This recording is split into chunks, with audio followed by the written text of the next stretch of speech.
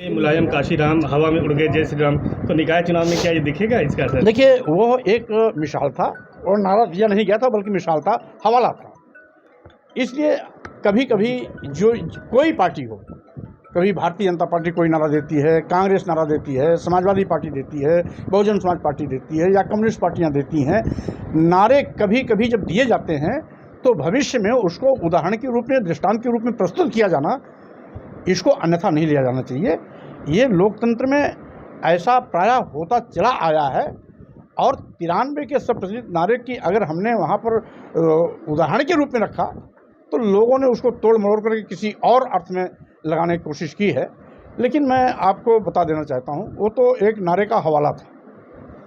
अभी अभी आगरा में 3 दिन पहले चित्रकूट के एक सुप्रसिद्ध धर्माचार्य रामभद्राचार्य जी, जो पद्म विभूषण से भी सम्मानित हैं, उनका सभी सम्मान करते हैं, हम भी सम्मान करते हैं। यहाँ तक कि माननीय अटल बिहारी वाजपेयी भी उनका सम्मान करते थे, जो देश के बहुत बड़े नेता थे। उन्होंने व्यास की गद्दी पर बैठ कर के प्रवचन करते वक्त एक ऐसा नारा दिया जिसको सुन करके पूरा देश चौकन्ना रह गया। और उन्होंने नारा दिया व्यास गद्दी से, क्या? मरे मुलायम कांसी राम, प्रेम से बोलो जय श्री राम। ये नारा उचित है क्या? स्वामी प्रसाद मौर्य विपक्ष में है, स्वामी प्रसाद मौर्य समाजवादी पार्टी के नेता हैं, स्वामी प्रसाद मौर्य आज आदिवासियों, दलितों, पिछड़ों के आरक्षण की बात करते हैं, स्वामी प्रसाद मौर्य इस देश की महिलाओं, आदिवासियों, दलितों और पिछड़ों को सम्मान के रास्ता प्रशस्त करने की बात करते हैं। धर्म की आड़ में इनको नीच, अधम, प्रताड़ित, अपमानित करने की बात से मना करने की बात करते हैं। तो स्वामी प्रसाद पर FIR दर FIR होती जा रही है, रामभद्राचार्य क्यों, उन पर क्यों नहीं हो रही है? क्योंकि एक वर्ग विशेष से ताल्लुकात रखते हैं, और जिन लोगों की सत्ता आज प्रदेश और केंद्र में है उन पर वो मेहरबान है। इसलिए आज करोड़ों करोड़ों दलितों और पिछड़ों के भावनाओं को आहत करने वाला जो बयान रामभद्राचार्य ने दिया है, उनके खिलाफ तब तक FIR एक नहीं सैकड़ों हो जानी चाहिए थी। नहीं होगी, क्योंकि आज यहाँ पर उनसे बड़े बाबा बैठे हुए हैं। सर, आपने महंगाई का प्रदेश में निकाय चुनाव होने जा रहे हैं, आप प्रयागराज पहुंचे, निकाय चुनाव को लेकर क्या स्थिति है अभी? समाजवादी पार्टी बड़ी मजबूती के साथ नगर निकाय चुनाव में मैदान में उतरेगी।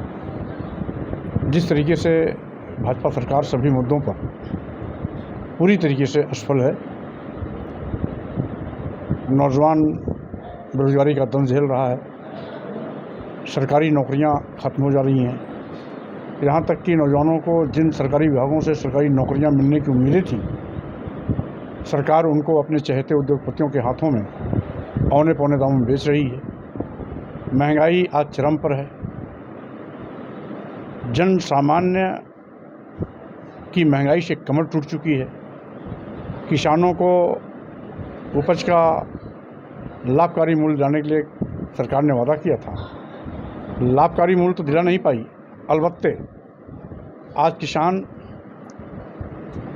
जब गेहूं और धान की फसल तैयार होती है तो क्रय केंद्र नज़ारा गुजारते हैं, बिचौलियों के माध्यम से उनको धान और गेहूं बेचना पड़ता है। छुट्टा जानवरों का आतंक उत्तर प्रदेश में किसानों पर अलग से कहर बन के टूटा है। GST का भी बड़े पैमाने पर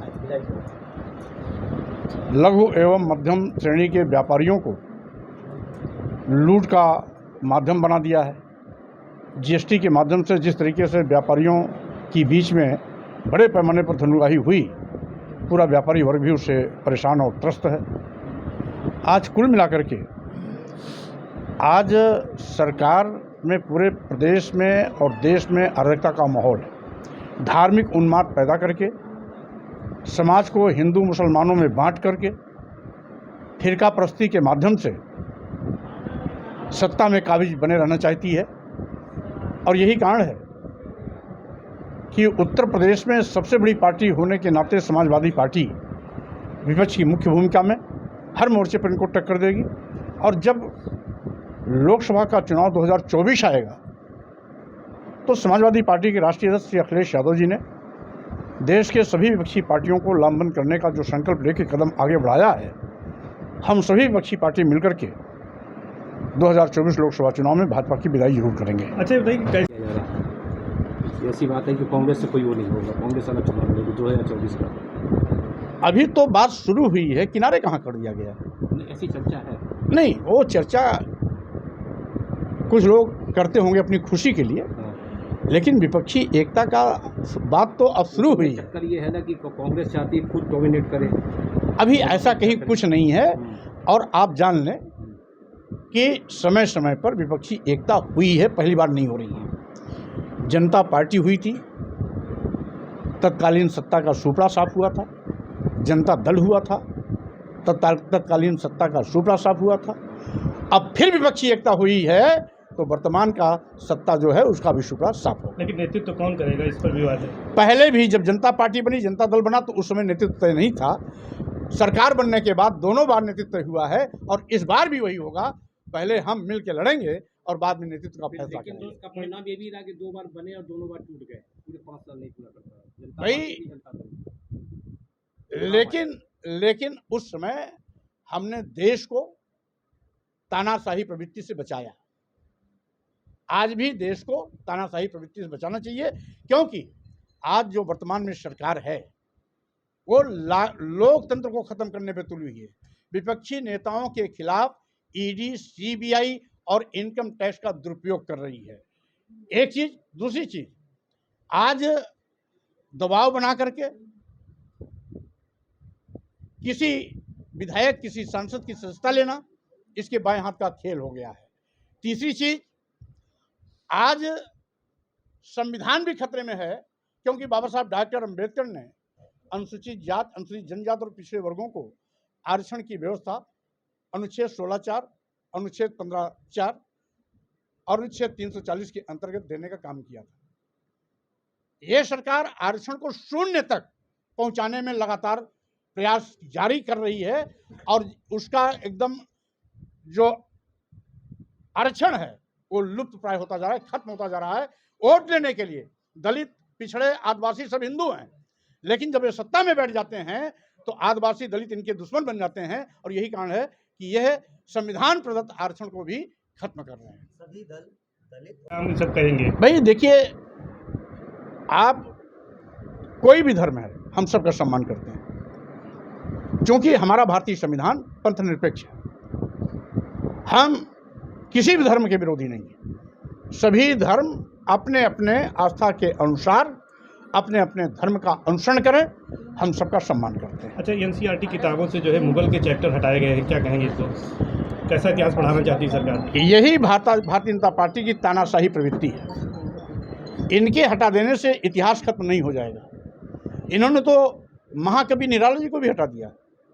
महाकवि निराला जी एक ऐसे महान कवि हुए हैं जो गांव के अंतिम पायदान पर रहने वाले व्यक्ति की व्यथा को भी अपनी कविताओं के माध्यम से सार्वजनिक किया। ऐसे महान कवि को भी अपने टेक्स्ट बुक से हटा रहे हैं, तो इनकी दूषित मानसिकता का ये परिचय है। हम अभी भारतीय संविधान आप उठा के देखिए, भारतीय संविधान में सभी हमारे अतीत गौरवशाली इतिहास का समय समय पर कहीं उदाहरण दिया गया है।